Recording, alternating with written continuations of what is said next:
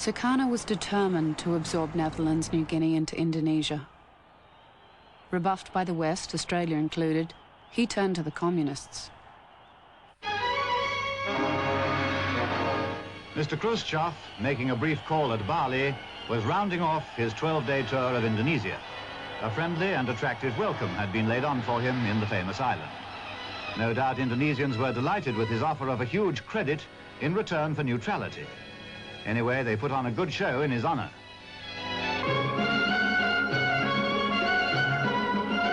But Mr. K was rather tired and very, very hot.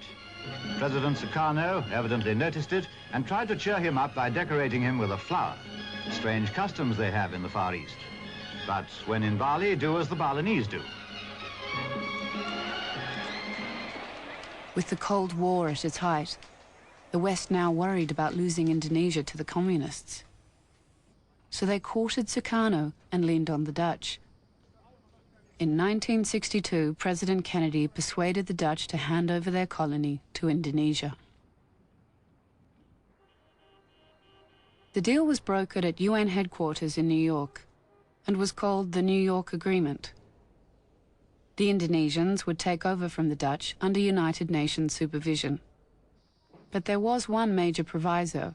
Within 5 years, there would be an act of free choice for the Papuans, to go it alone or remain with Indonesia.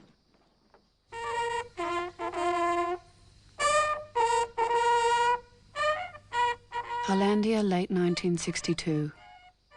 The Dutch flag and the West Papuan Morning Star come down together. For the Dutch, a hasty and unceremonious retreat. For the indigenous Papuans, a Cold War sellout. We were devastated because the New York Agreement was arrived at without the involvement of the Papuans. Right from the beginning, from the process leading up to the ratification of the agreement itself in August 1962. So it was just an imposed agreement. I think the Dutch had vigorously worked out a program, a 10-year program for independence, and suddenly they more or less walk out, and we felt betrayed. As I conclude this report, sir, the atmosphere here is one of uncertainty and sadness. The joy of living has gone from the community. Dutch families are leaving with a few days' notice. A considerable number of West Papuans are bound to be resentful if the territory is handed over to the Indonesians without an opportunity for self-government guaranteed. Indeed, sir, an unhappy business. P.J. Mollison, Australian Liaison Officer, Hollandia, December 1962. Some people accused us, the Dutch, of treason. We had promised them independence and now we were handing them over to another country, and they were not happy with that at all. Today, President Sukarno of Indonesia began a triumphal inspection of newly won West New Guinea, which he'll take over from the United Nations later this week. During his tour, he visited the capital Sukarnapura, formerly known as Hollandia, and Merauke, which is near the Papuan border. Pat Burgess, Sukarnapura, April 1963, filing for Reuters news agency.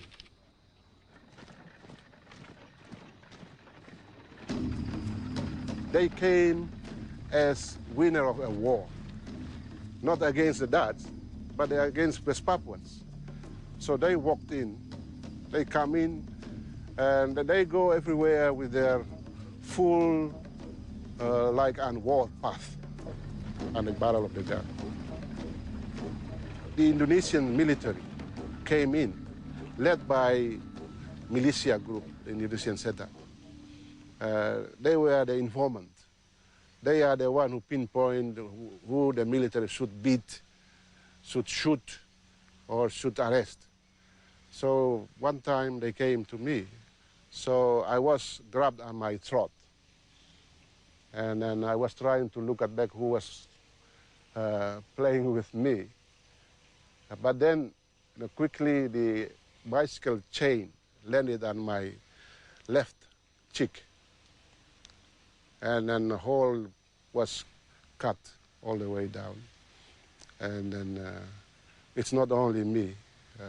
So many upcoming students, promising leaders were beaten up, like my experience. Some even shot dead.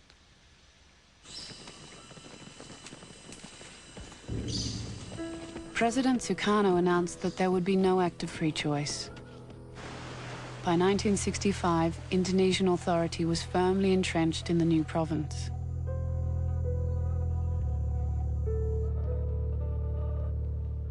But Sukarno's glittering victories were not enough to save him from the ambitions of others. I, President, Supreme Commander of the Armed Forces of the Republic of Indonesia, appoint Major General Suharto, Regiment, and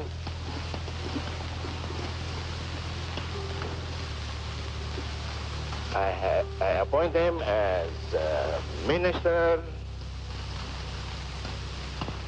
Commander of the Army.